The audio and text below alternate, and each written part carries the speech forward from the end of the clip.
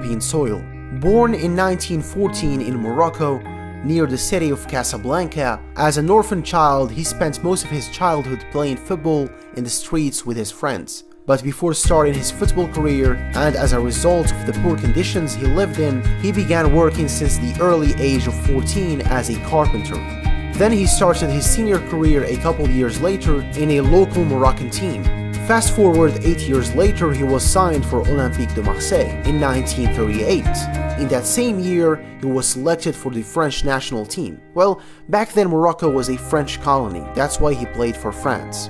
Unfortunately for him, in the end of the season, World War II started and he took a year off from football. Then in 1940 he took refuge in Casablanca and he played for Wydad for 5 years. He had a lot of experiences with a lot of different clubs, Stade Rennais, USM Belabès, and he also returned to Olympique de Marseille for one last season. His most memorable years were with Atletico Madrid, who bought him for 17 million francs. You should know that back then, that was the biggest signing ever in Spain. That's around $100 million in today's money.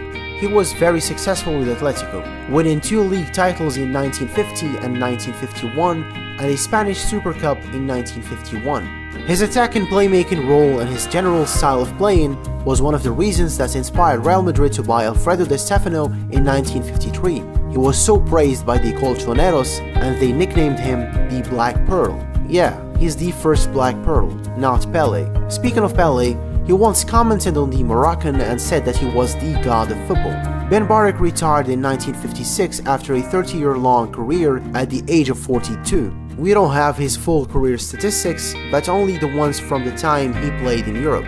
299 games, scoring 151 goals, and he has 7 trophies in his belt. There's a movie about his story and his career, and it narrates the difficulties he had and his sad lonely life, and also how he was never given some recognition in his home country.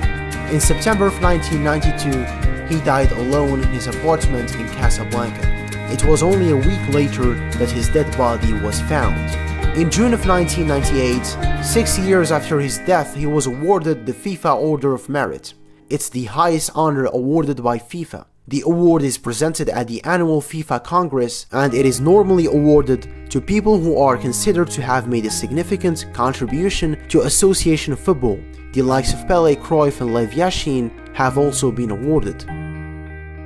Let's take a moment and reflect a little. Now, you have these footballers who were the top of the crop back in the days, and who inspired countless of other generations, but for some reason no one is talking about them, and it makes you think a little about today's players. You know, Messi, Ronaldo, Iniesta, Ronaldinho, Zidane, etc, etc.